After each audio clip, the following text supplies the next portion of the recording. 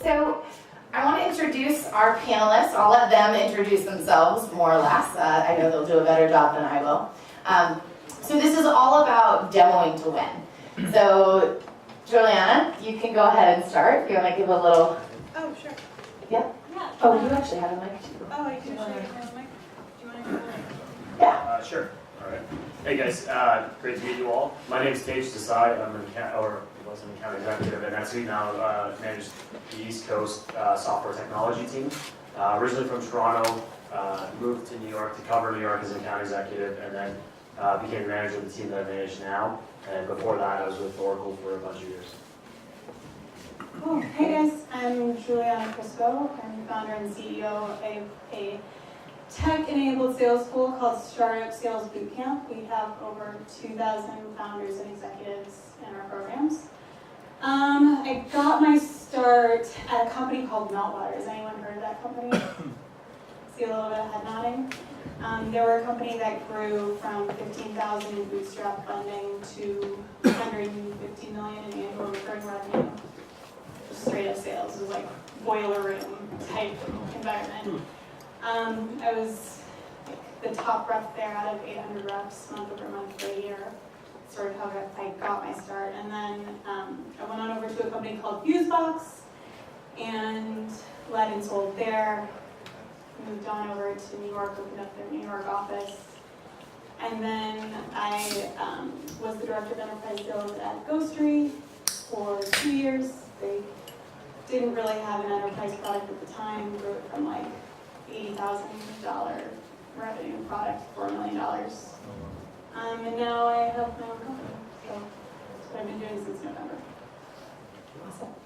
Awesome. So a quick, before we get into the actual topics, I would love to hear why sales? Why you got into sales in the first place, or what drew you to sales? For those people that may be more in the beginning of their sales careers, what drew you? Yeah. Right, sure. So the truth, I don't think there's a very rare kind of person that actually goes into sales. It's like, yes, I'm so excited to go into sales and make cold calls for the rest of my life. I think that's like a very small portion of the population.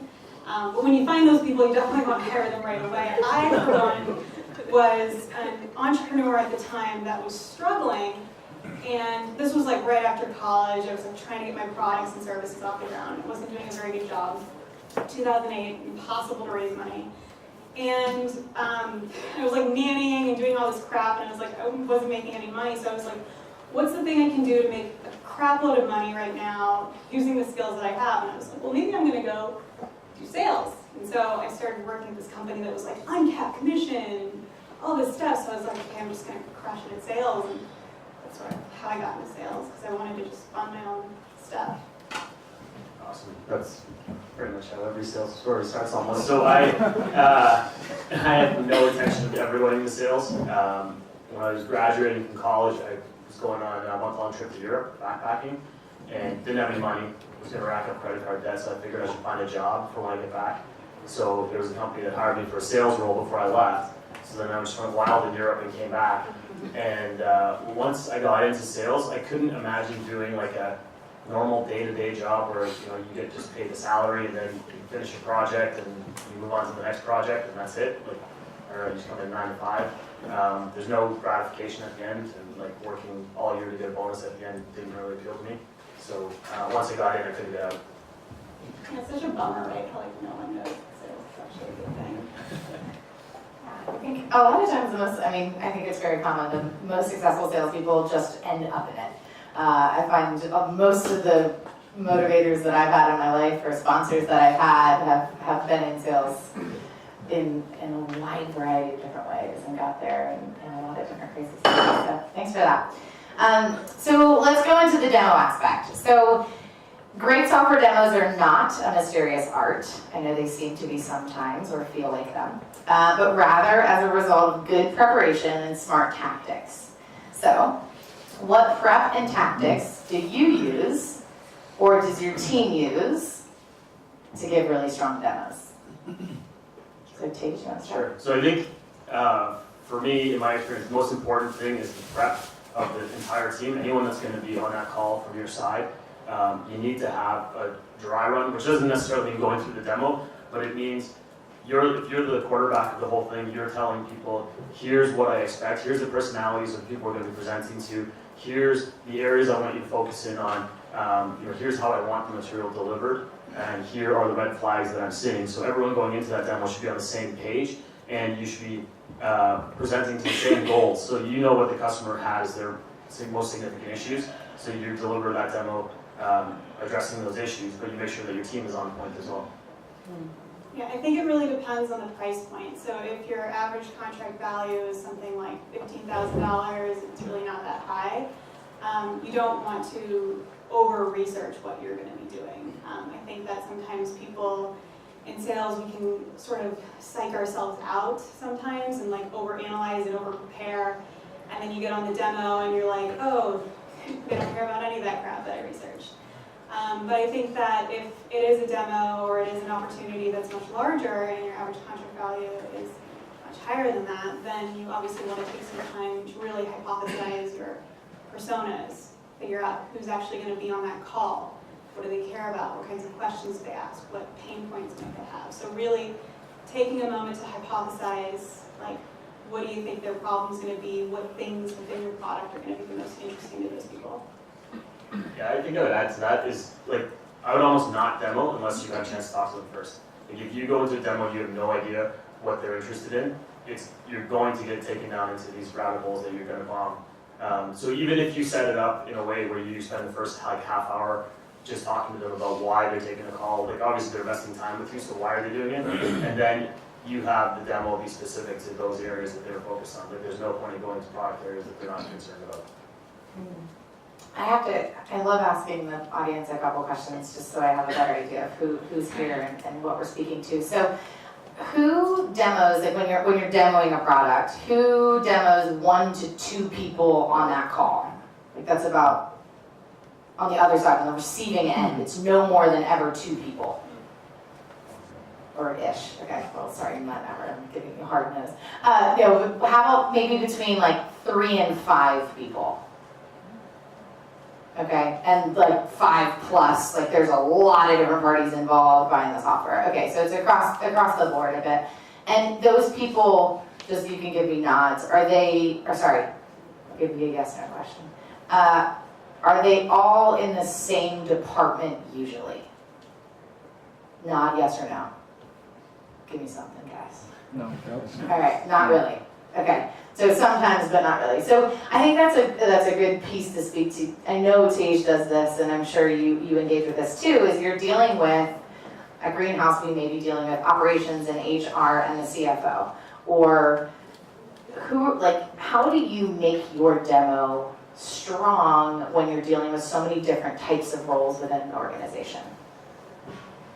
Yeah, so CEB did a study, when they publish a challenger customer, it's like 4.5 is the average of different people, different departments that you're going to talk to now, which is a dramatic increase from like the 2 people it was just like 4 years ago.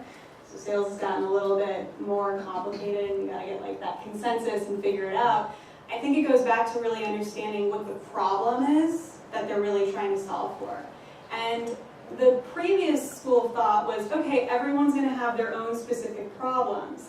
And we got to solve the problem for that person, and then we got to solve the problem for that person and that person. But all the studies and all the research pointed to that the more important thing was consensus around which problem are you actually solving and how are you actually going to solve that problem. So when you actually think about planning through your demo and all the different stakeholders that are involved, you want to think about what kind of problem can we get actually consensus around with everyone that's going to be in the room. So that's really the way I thought about it. Because I think that trips up a lot of people is like, I got to please the CFO, I got to please that person, when really it's about getting that like yes census, that consensus, and that yes with everyone. Yeah, I think that's a great answer. I think the one other thing I'd add is once you get multiple people in the room on a demo, you as a team need to divide up who's going to focus on who and figure out like, this CFO is going to be, the person that I try and engage with most, and there's an accountant who's a little technical, so since we sell financial software, the SC is going to be more focused on that person because they'll relate they'll have a little more relation. And so you just carve up the room and be like, here's your person that you focus on, here's who you focus on. And just so they know, how many people on the selling end are usually in the room? Because I think that probably varies dramatically in this room. It can be anywhere from like 2 to 4. Okay. It really depends on how big the deal is, how complex it is. But usually you'll have a sales rep and your solution consultant. So what you've both mentioned through every answer that you said is it's all about the problem that you're solving, it's about the prospect's needs. How are you very strategic around making it about the prospect's needs rather than going into the feature and functionality too quickly? Or maybe at all sometimes. Sure. I think you need to open the discussion, whether it's in person or whether it's on the call, whatever. You need to open with re-clarifying that this is what the challenge is. Like, so just do a slide, talk about it, be like, hey, this is what we talked about, this is what you said were the issues. Are these still the issues? Did I get it right? Did I miss anything? And automatically they'll be like, okay, this person actually listened to me, so whatever they're going to present afterwards should be on point. Great point. How many of you guys like tell stories on demos? Like make that a big thing? Yeah. I find the story approach extremely effective because otherwise people just completely zone out when you're talking about what this does or that does or the other thing. And yeah, and to your point, I mean, it's really making sure that you are hitting on the right stuff. I know that with some of our products, it gets so freaking complicated, and I can tell you a story, like back at Meltwater, we launched this new social media product, which was basically like Google Alerts with just like cooler Microsoft-looking charts and graphs. It was like really not that cool. And like, we were selling it for $15,000 when you had like this other product that was free and it was upfront. It was just kind of like, how do you sell this? And when we launched the product, we had like 300 features, like something like 325 features in the product, and we completely flopped as a sales organization. We were just completely struggling. And so we implemented this new demo rule, and we said, okay, you only can demo 3 features for that product.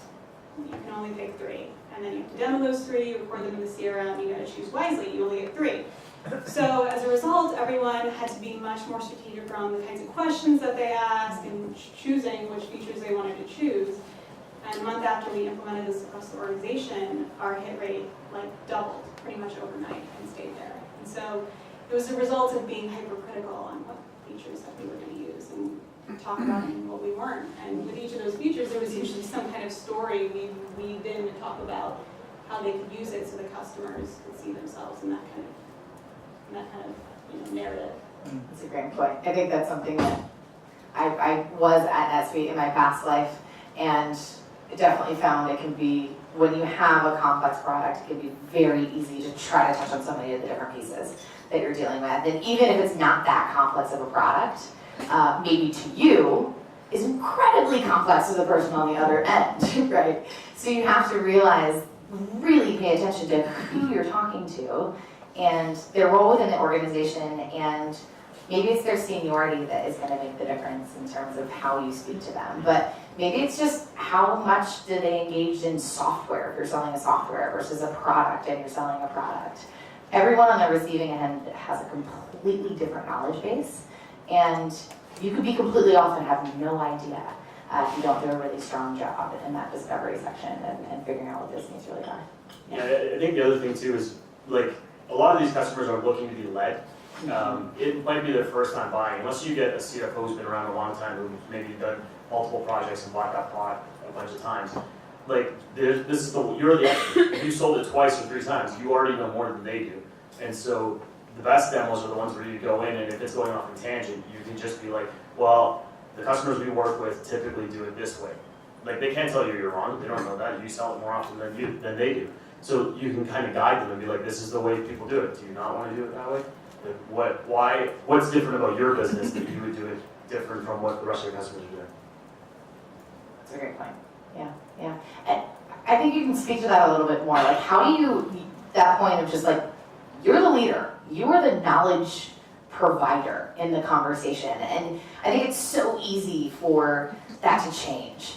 At some point in that conversation, somehow the buyer is leading the end of the conversation and you're not doing that recap. Or you feel at some point a little bit out of control. So how do you really, other than just mentioning customers do it, is there anything else, or from Juliana too, anything that you would really speak to on that?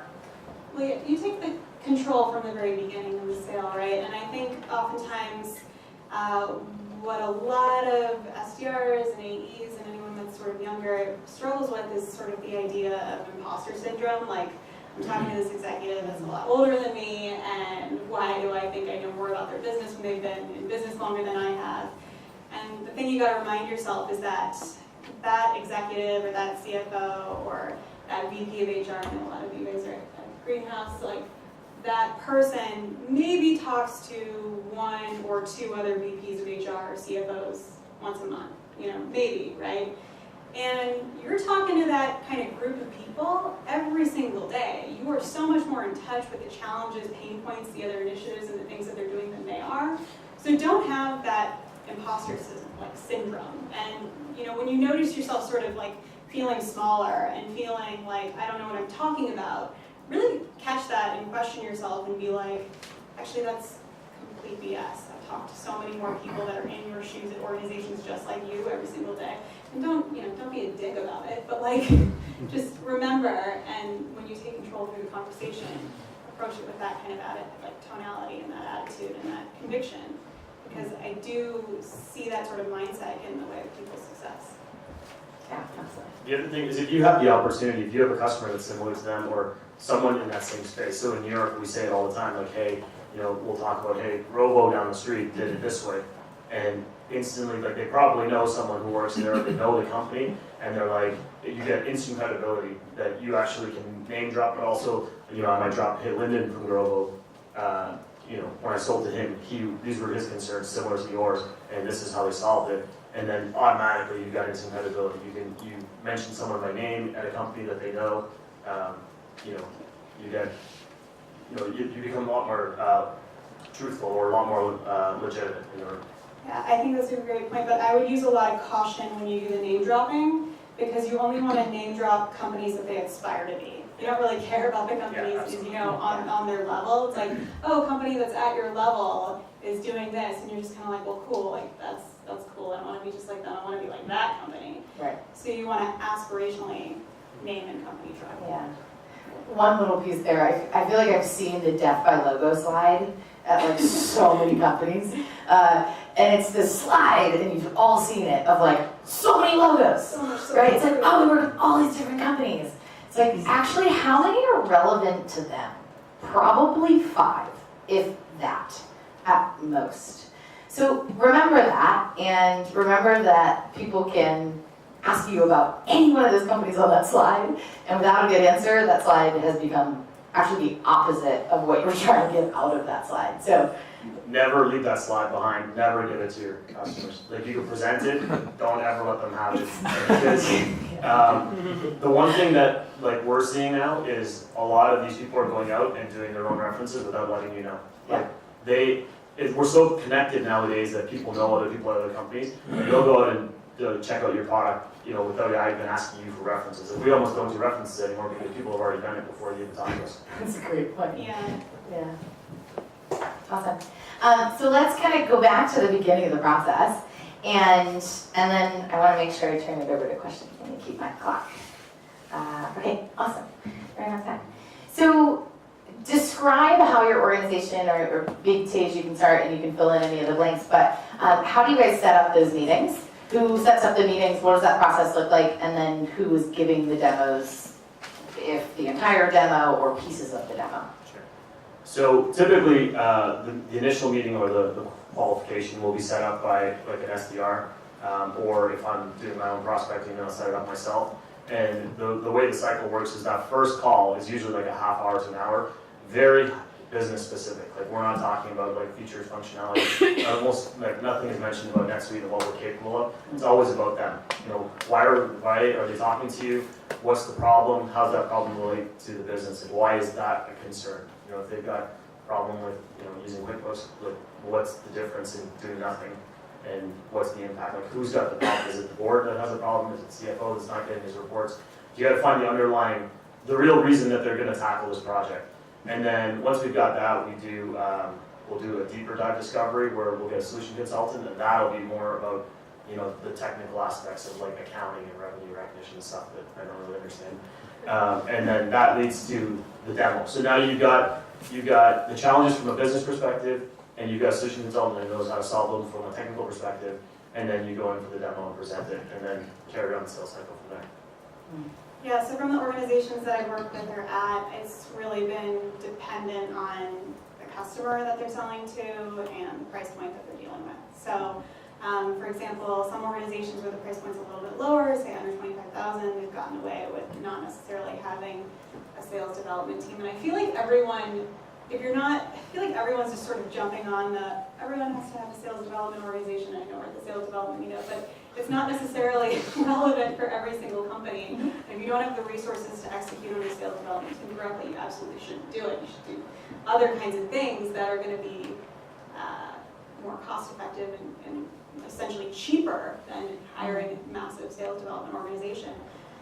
Such as inbound content, but I would say that for Ghostery, for example, we did have a sales development team. We experimented with 2 different outsourced lead generation companies too as well, and they would set up a meeting, call it an introductory meeting as opposed to, let's say, a qualified meeting, which you will see the qualified meeting process is more typical for products that are more commoditized and CRMs and things like that, where it's like there is an established product in place. But if it's an innovative technology, you usually do an introductory meeting. And so from the introductory meeting, you did your 30-minute, something like that, discovery call to just discover the pain points and challenges. And then if that looked good, if it looked like you could actually solve their problem, you invested in the next step, which was essentially a demo. Awesome. So some people do pre-demo calls. Does anyone do a pre-demo call that's not quite a discovery call? It's something different than that a little bit. And maybe people can speak to this too that are in the room. I mean, Elliot, I bet you have a really great perspective. Because I think that's something that a lot of organizations don't do. Yeah, maybe you can just hop on up. Because I used to work with Elliot. Actually, also So we have a little bit of a home crew here, but I know Elliot is now in a completely different sale at a very innovative company that is less likely to tell anything about what they do before the final stages. So yeah, I think just harnessing back to my time in NetSuite, pre-demo call that we used, we took in so much information on that discovery call. We went back as a team, like Tej said, and tried to plan what we're going to show, what's going to be important, whose role is going to be what throughout the demo. The pre-demo call was essentially an extension of that discovery call to run by with the actual prospect that you're talking to.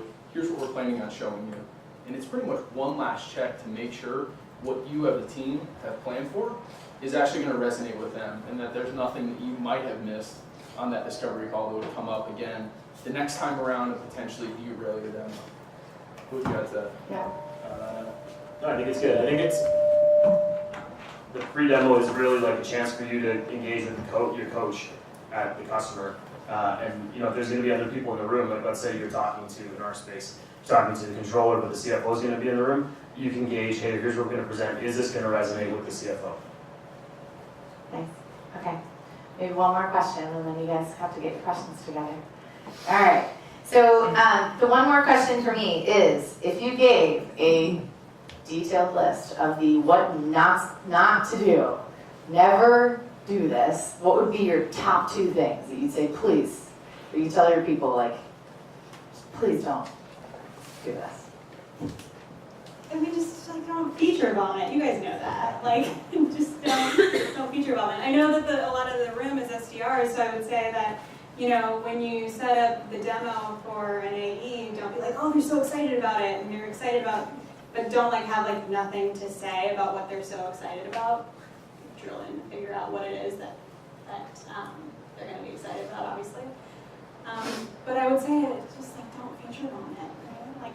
Stop, check in, say, if you feel like you've been rambling on for a little bit, which is often the case on demos, just take a step back and say, I feel like I've been talking a little bit much. Give me some thoughts, give me some feedback, or whatever it may be, depending on the kind of plan or the demo that you do.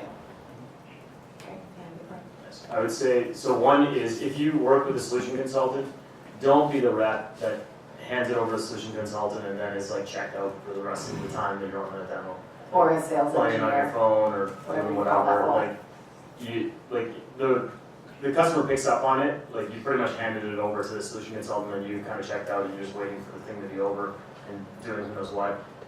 The more engaged you are, the more I don't know, the more of a presence you have in the demo, the better you come across, the better you portray your company. And the other piece I would add is just be concise with your message and whatever you're talking about. Like people get nervous and just ramble, and you lose like all credibility. Like the more you talk, the worse it becomes. Just keep it short and to the point. I was trying to think if I was going to say exactly that. Just be engaged. It's your prospect.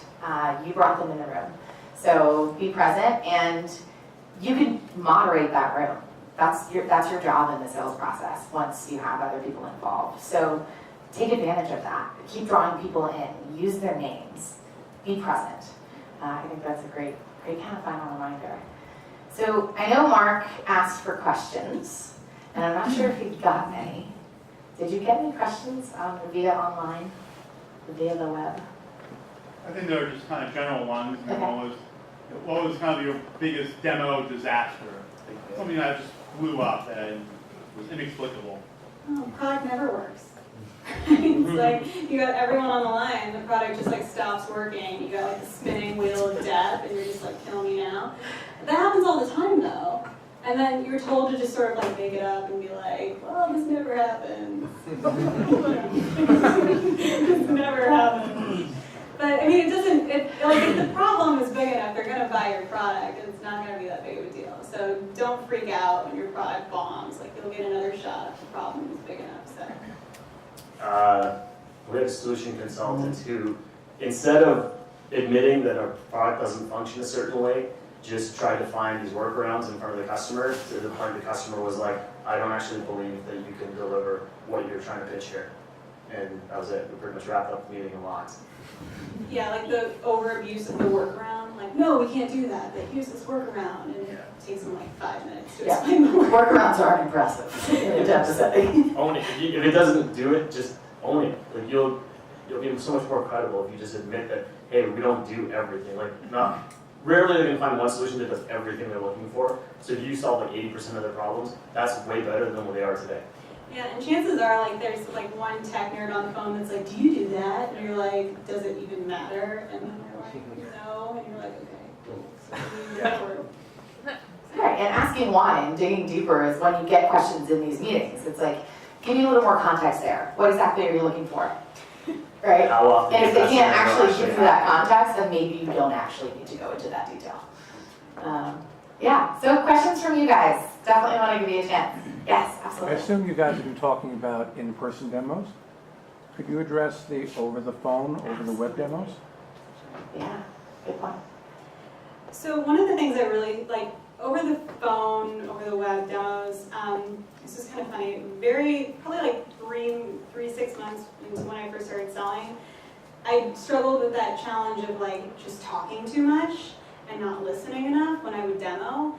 And my manager was like, basically pulled me aside and was like, Juliana, you're a really bad listener. And I was like, no one thinks they're a bad listener, right? They're like, what do you mean? I'm not a bad listener, which is the sign that you're a bad listener. And he's like, I'm going to challenge you to do one thing. And I was like, what's that? And he's like, I challenge you next time you're doing a demo to turn around from your desk, stop looking at your screen, close your eyes, and listen to what they have to say. And I was like, oh, that's interesting, so I'll do that. And what that forced me to do is just sort of like someone that can't see or is vision impaired, it really forced me to listen to what it is that they were saying, even in between the words. It forced me to even hear when they were bored or clicking around on their computer or just completely zoning out. And so if you are one of those people that's doing the web demos and things like that, like I challenge you, just experiment it one time. You might look like a weirdo in your office, but like close your eyes, turn around from your desk, and like here you can actually like see more of what's happening in the room, because you'll be surprised. That's a great point. I mean, that's not just demoing, right? That's in qualification calls, that's in calls with prospects at any stage in the game. I've absolutely found that, and I realized my notes were better. I understood my own notes so much better because I was actually listening to them. I wasn't just frantically typing anything that they said. And so it all made a lot more sense, especially to the account executive that I was passing things over to as well. So, little point for me. Tage, anything on that? I'd just say, since you're not in the room, it's tougher to gauge whether the person's actually, engaged in listening and actually participating. So you have to ask much more clever questions. You really need to, ask them questions that force a response. Like, what did you think about, what we just showed you? Is this going to work for you? What types of challenges do you see in the solution that we just showed you? And get them to really engage on the answers. And you can tell if they're not really engaging, they're probably not really paying attention.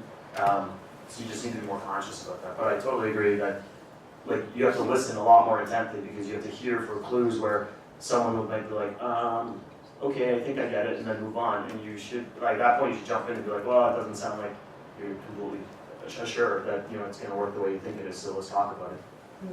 Using people's names is a very good way to draw them back in as well. You don't do that consistently. And another point to that, it's really hard to pick up on a phone meeting about who in the room has more of the power, I guess you could say. So there's ways to test that in the beginning and to kind of see who has the most power. Usually the person that has to go first has the most power. Or says That's the a least. great point. Says the least. Yeah, So. it's a really good point. Yeah, or sorry, you were first. I try to go in order.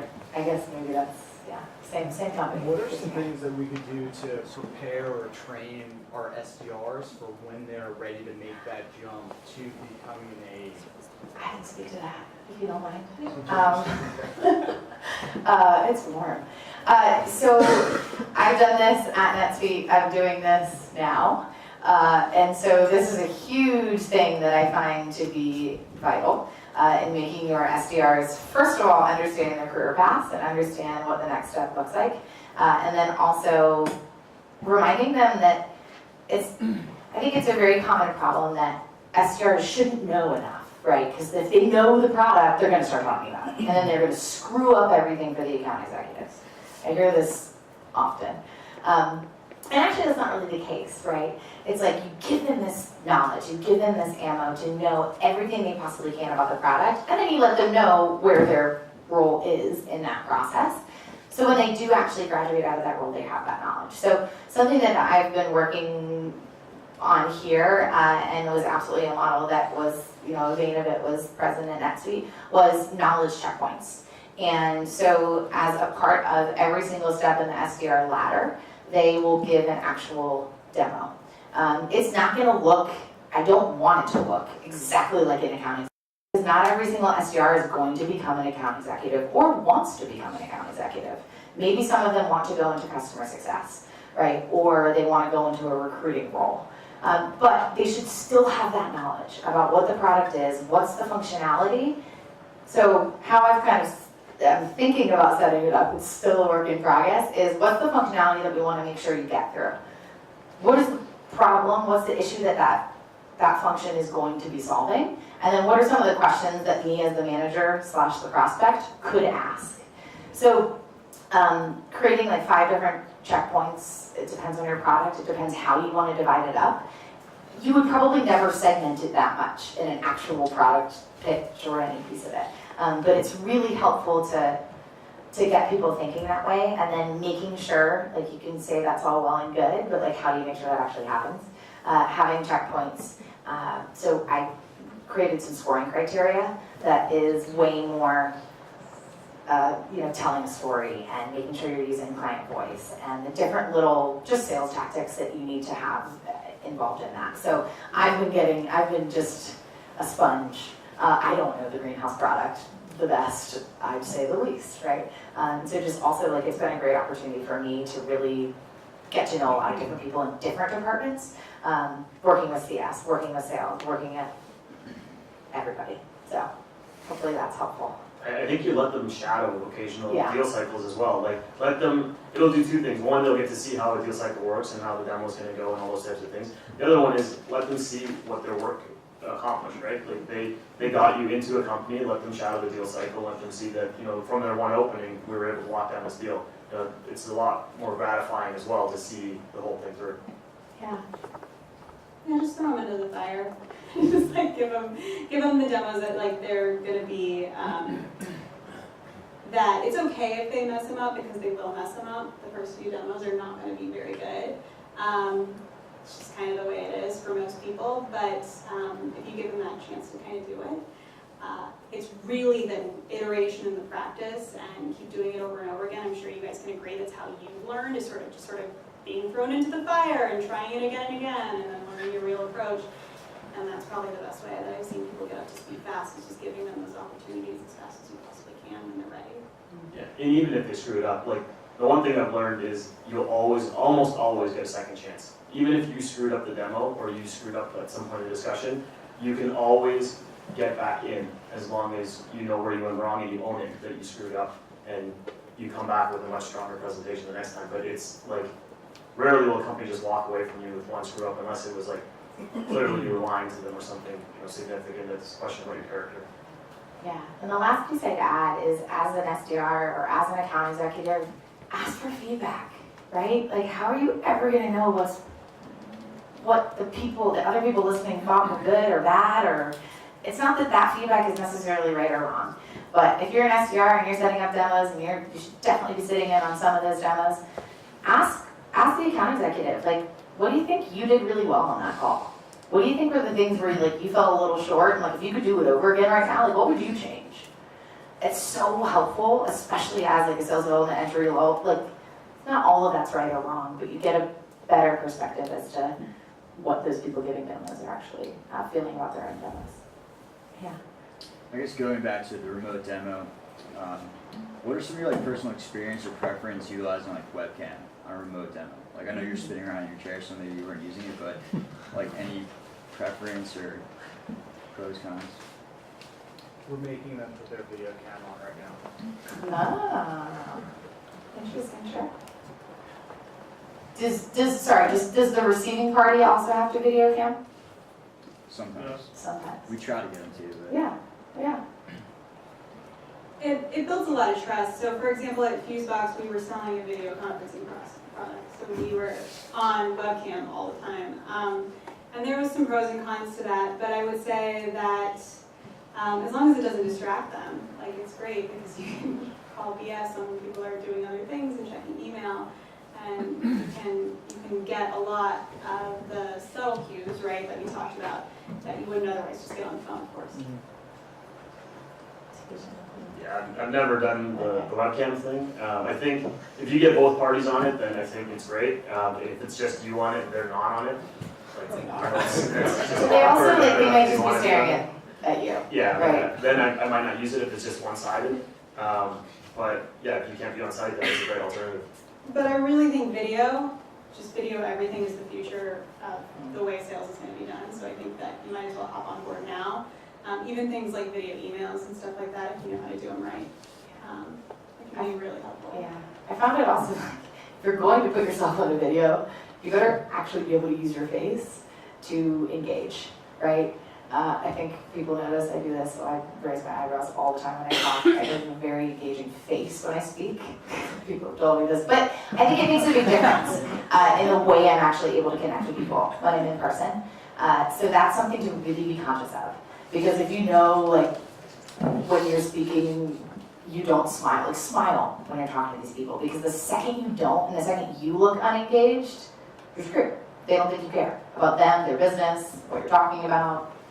So that's probably the hardest part. You have to be overly engaged. Yeah. Let's go next. Yeah. So my question is, how focused are you on the order in which you present a demo? The functionality and around training for that, like building out a process in the training through to being an AE or your experience with other AEs, how they go through the presentation. So I actually specifically created a meeting methodology for that. It's called the buy-in method. If you want the primer on that, just go to startupsalesbootcamp.com. You can go get it. You've taken it. It's good, right? Yeah, it's great. So go do it. And so It's that wonderful. I'll give it a better book. Oh, thank you. So try that out because that'll give you some guidance around how I set things up and structure things for actually running a meeting when demo or no demo, so when you talk about your solution specifically. But the key point is it's all a lot around questions and discovery and figuring out what's important to people and persona identification and reframing and establishing authority. So obviously a lot there, but if you want the primer, go to startupsalesbootcamp.com. Yeah. Shameless plug. Yeah. One additional thing that you mentioned that you switched, or somebody mentioned that they switched from showing all the functionality to showing just 3 pieces of the product. That was kind of where that was coming from. Yeah. Because you made a huge jump in the presentation process, and you said overnight it changed everything for the better. So what, like, obviously change could be good, but not always. Like, is consistency better? Repeat success, or? Yeah. So the challenge that we were having is that we were doing probably about 10 demos and maybe one of them would convert, which is not a really sustainable hit rate. So we had to really discover what it is that their problems were and what it is that we could really solve in our product as opposed to feature vomiting. So we would ask a specific set of questions to really discover that, and one of the questions was something just like as simple as asking like a pain opening statement and saying, you know, typical customers that we worked with were experiencing X, Y, and Z, and these problems or challenges for you right now. So a little bit further in the process to really kind of open up the conversation about where you should take that demo. So that kind of gives you an example, but there's much more of those type of questions if you want to go into that. What I was going to say was Okay. basically exactly the same. Starting off with people that we work with, or like, it's actually using that relevance of people that we work with. Yeah, because then you can go into the functionality, but you don't even actually have to go into the functionality until the very, very end and just mention it. It's like, who uses it? What's the value that it's going to bring to your organization? Other people also feel this way. Here's a little bit about what it is. We can dive deeper into that if you're, if you're interested. Yeah. Yeah, question for the panel, and I guess for anyone in the room that's experienced it. How do you guys feel about teaser demos as a prospecting tool? 30-second clip, minute clip, you send out a specific use case that you think is going to be relevant. Has anyone tried it? Does everyone feel about it? His question was anything about teaser demos, like a short little snippet of a demo as a prior to ever. Yeah, it's a prospecting tool to get engagement. Yeah, I tested this a lot on a few different products, but the price points were around like not that large, like $25,000 a year. No one watched the videos. And I don't know if it was, and we tested around with the call to action to watch the video and all this other stuff. People looked at it like a marketing email, and they weren't really convinced to click on it. So I think it really, I think as a prospecting tool, if you're sending out an email around it, it can be, the results that I've had with it have not been that effective, but that's something that I've definitely tried. So what I would say is if you're going to send out a teaser demo, and you've seen me do this, but take the demo and break out what's happening at what times in the demo. So if there's multiple pieces of functionality in it, then specifically say, hey, at 2 minutes and 15 seconds is where we cover this, at like 5 minutes is where we cover this. And what I found is that it's a much bigger hit rate because now they don't have to watch the whole thing, they're just going to go to the spot that they're interested in. And there was a lot more people watching it.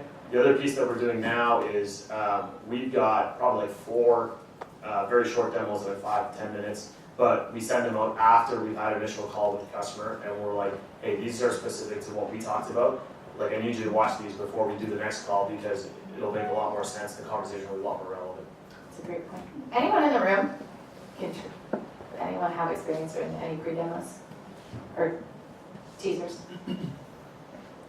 Well, we did an explainer video, a 1-minute explainer video, but it wasn't literally the product, and we got pretty good response on that. Yeah. Anyone else on that? Yeah. I just have a question, like backing off of that. I always tell everyone that I'm kind of coaching not to send materials like that in an email because you can't gauge their reaction at all. Like if you're on the phone, you can kind of tell how they're feeling about it. If you're face to face, you can obviously see their reaction to it.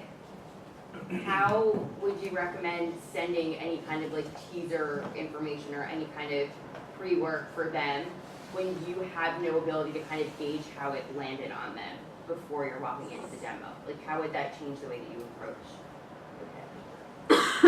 I think it would depend. So I think what Ellie was talking about is sending it out while you're prospecting, so you have no contact with them yet, you're just trying to get in touch. So you can send it out, and if they watch it, then you're already ahead of where you were before. If it's while you're engaged in the sales cycle with them, I think you send it to them and hope that they watch it, and then you get the feedback on your next call. And you just ask them specific questions about the demo, and you can tell whether they watched it or not.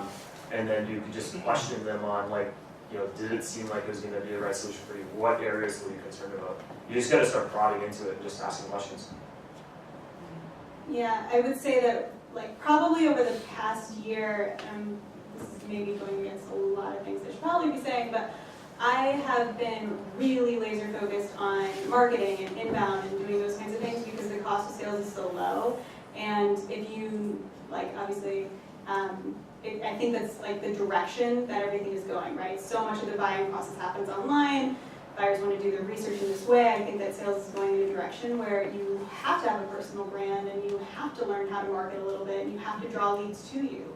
And you have to nurture them in a very specific way. So that's something that I'm specifically teaching in my programs right now is how to basically be a next generation salesperson.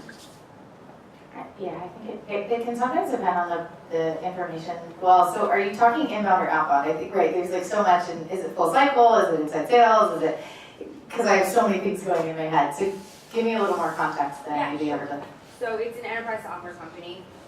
So right now I'm focusing mostly on like pushing up the BDRs, and when they get like response back from someone while it's still in like the outbound process and they're like, send me information. Yes. Do not send them anything. You Right. can't get each other reacting to it. You don't know if they're gonna open it, and then it kind of lands flat when you call again and like you ask if they saw like read what you sent them or watched what you sent them, and then they kind of feel like they didn't do their homework, or you're like putting them on the defensive because they didn't do it. Well, and then your follow-up emails somehow become, did you read my email? Did you read my email? Did you see the information I sent over? It's like, prior to all of that, and this is just a simple objection handling, right? I mean, it's really more, it's like, they're actually just deflecting. They don't want information. Exactly. They're never gonna read the information they send them. Right, I'm the worst. I'll pick up to an SDR, just send me information. And I'm like, God, I did what I totally, it's awful. But if they said, hey Meg, what exactly are you looking for? Right, so you have to just gauge. So we have a lot of different things that I could send over. What exactly would be the goal of that information? What are you looking to accomplish after reading this? What are the challenges, before I send you over anything, like what are the things that your company's facing that I should be trying to address in the information that I send over? So it's just like trying to, and sometimes it's happy to send over information. Honestly, it'd be better just to hop on a call. And you just try to go for that call. So I'm sure you know these things, but Yeah, in your those are scenario, just I would my totally good take it. tips. I'm sorry. I would totally take it off the email. I'd be like, Yeah. you know, we got, like Mike said, we've got a lot of stuff to send. Can you give me 10 minutes and we can talk about what it's specifically looking for? If they don't give you 10 minutes, they're not really interested. If they were legitimately looking, 10 minutes is nothing. And something instead of sending information about, and this is something that I've been working with some of my SDRs on, is like, instead of sending over information, it's like sometimes actually just a relevant article or a blog post that's like relevant to their business is so much more effective. Maybe someone at your company wrote it, maybe an industry expert wrote it, but it's actually not selling your product. It's just about their pains and it's about their challenges. So it's information, but it speaks to them a lot more closely rather than product dumping. So that's a little thought. Yeah, the thought leadership piece. Yeah. Thanks, Jermax. Any other questions? Yeah, I think we have time for like one or two more. So, Okay. yeah. So, Sorry. could you guys just give like the top factor that you focus on if you're going to try to increase your demo to close rate across the team right now? So, right now we are stuck at 17%, and we've been at 17% for 6 months, and we're like focused on that as like, what can we do to get to? We saw that number at 18, that would be a great day in my life.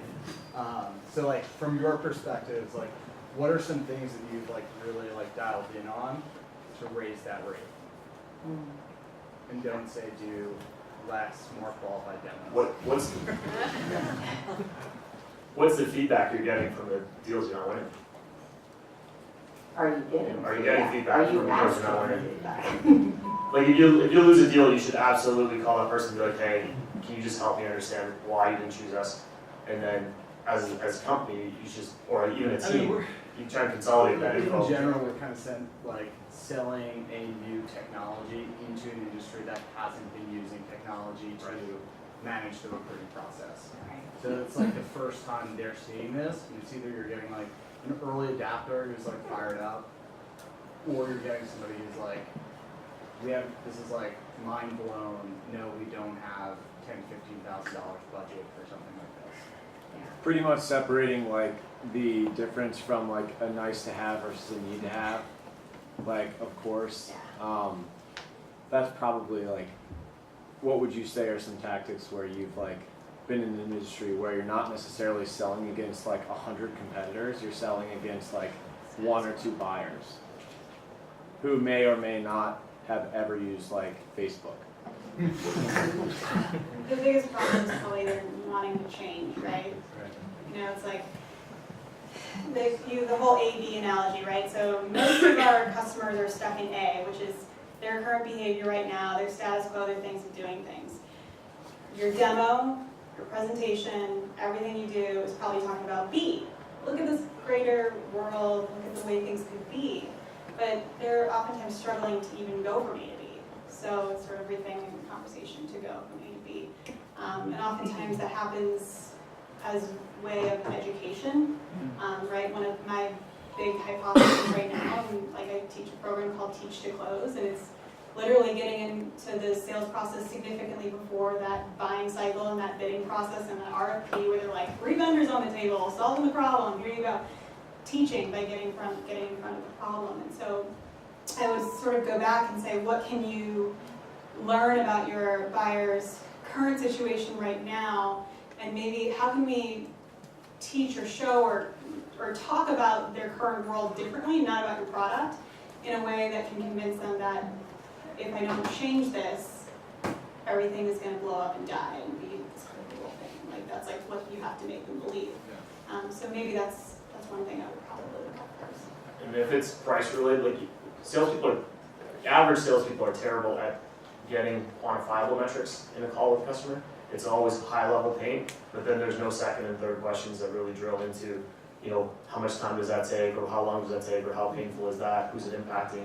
Like those types of things that you can go back, like if they don't have the money, show them where the money's gonna come from. Like that'll change it, that'll help. Yeah, so what I would say is, people even who tell you that they're doing an ROI, probably not doing an ROI, so create it for them. Provide them with a presentation that they can present.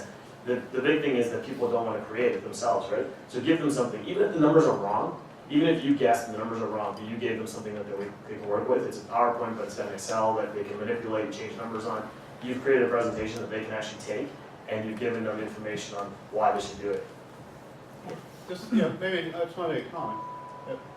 To that point, would it be useful maybe to have a session, either next one or down the road, just on maybe drilling down into like implicit need? Because it sounds like that could be a challenge because you're getting like the surface stuff, but maybe what you really need to be able to do as an SDR, as you're qualifying, maybe get a little bit deeper and understand what exactly is going on. What are the drivers? What might be things that we can suss out that might convince some of those folks who are more of the non-early adopter types to maybe think differently, because that's what you're trying to do. You're trying to get people to think in a very different frame of mind, and sometimes that's a challenging sale. Do you think that might be useful? I mean, just show hands. Like you might, it's like you ask a question. Yeah. If you can get your SDRs to ask second and third level questions, you're building an incredible sales force for yourselves. Like it's like people who've been selling forever can't do it or are uncomfortable doing it. And if you have SDRs that are comfortable doing it, then when they become your reps, they're going to be awesome.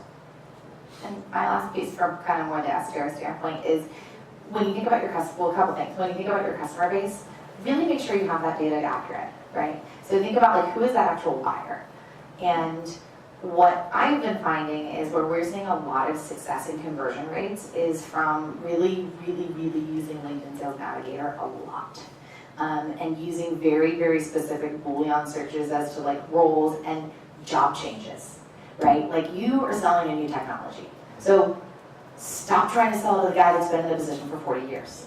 Like leave them as D contacts or D people, because it's only gonna be those people that see the value in technology that are really gonna buy. So like, you've probably already hit that high, the low-hanging fruit, but people are consistently changing jobs. So maybe it is you find a low-level person going into one of those organizations that's going to be that motivator, or the mobilizer. We've been seeing a ton of success with job changes, so that's my little tip. I think find the verticals that you're strong at. Like, so within NetSuite, we're vertically focused, but even within the verticals, we're micro vertical focused. So we know like healthcare technology, we do really well with healthcare technology companies. So if you got someone who's starting in a territory, that these little micro verticals is where you should focus most of your time, because A, you've got customer references in that space. B, you already know a good story to tell. You can go in and like those companies that you reach out to, healthcare tech will know other healthcare tech companies. So your conversation will become much easier. And maybe yours is just more regional, right? Yeah. I had a question in the red, and I'm gonna try to end with him because we are just about at time. But if it's specific, please ask us afterwards. Sorry, but sorry. Just a simple question to finish. How do you finish this call, actually? I get the impression that you said it all, and I actually have difficulties in what is exactly the next step, and what is the ending of this call? Closing question. Yeah, that's a great closing question. Yeah, so how do you close with the calls? We always close with reconfirming the time frame and the next step. Like, are we still on schedule for closing in June or July? And this is the next step. Is this still work for you? So we have a plan, like a mutual plan, joint execution plan, whatever you want to call it. We open the calls with the plan and talk about the timeline. Then we'll do the presentation, the demo, and be like, okay, after what you've seen today, does this plan still, fit exactly what you're looking for? Good point. Yeah, I would just basically mirror that. Like, is this what you had in mind? Is there anything that's missing? Who else are you looking at? Just making sure that you're like the number one kind of choice for them. Yep, there was a plan. Maybe that's what I was missing, that plan. That's just a short question. Totally took it. I didn't mean to shut you down. No problem. It's probably not going to be short though, depending on the answers, of course. So, question for the panel and for anybody else in the room: would you have any recommendations for sales teams that are currently full-stack salespeople? So they're doing the SDR work all the way through to closing, and there's a complaint coming from them that splitting time between the two is just messing up with their flow. Yeah. They can't do the outreach as well as close deals because it's two different types of voices, if you wish. So any recommendations for a team like that? I'll just start quickly and we'll do a quick down the line. Find time to prospect. Never let yourself do anything else outside of those 3 hours that you put on your calendar every single week and you prospect. Do not go get coffee, do not do anything else. You just have to, that's the biggest thing any salesperson will tell you is just, you have to find that time to prospect, because if you don't, you won't do it. When the deal closes, you're not going to have the next one. Right, exactly. How many deals are they working on at a time? That's a great question. Personally, something in around 23-ish a person. That all require like daily touches and daily Yeah. activity. So the thing is, like, you tend to get wound up in deals that you're working on. They're the bigger ones, yeah. But the real amount of time it actually takes to do a deal is not that much. Like, usually you're booking meetings, you're waiting, maybe you have calls with resources to plan. But in the grand scheme of things, it's just hours. It's not taking up all your time all week. So, there's definitely time to prospect. And I'm guilty of it too. When I was, an account exec, when I first started at NetSuite, I had like a couple of deals in play, and I just focused on those because I just wanted to close the deals, and totally didn't prospect. The deals closed, I had nothing. I was sitting for months with nothing to work on, and like an empty pipeline, and the cold hand of reality slapped me in the face that I didn't find time to prospect. Yeah, it goes through, we were working with 2 outsourced lead gen firms, and we had 2 SDRs, and our reps were still like starving for opportunities. So we sort of just like rolled up our sleeves and became marketers, and we did account-based marketing, and we built out sales funnels, and like we just experimented the hell with it, and it freaking worked. And so we were like, this marketing thing, there's something to it. Yeah.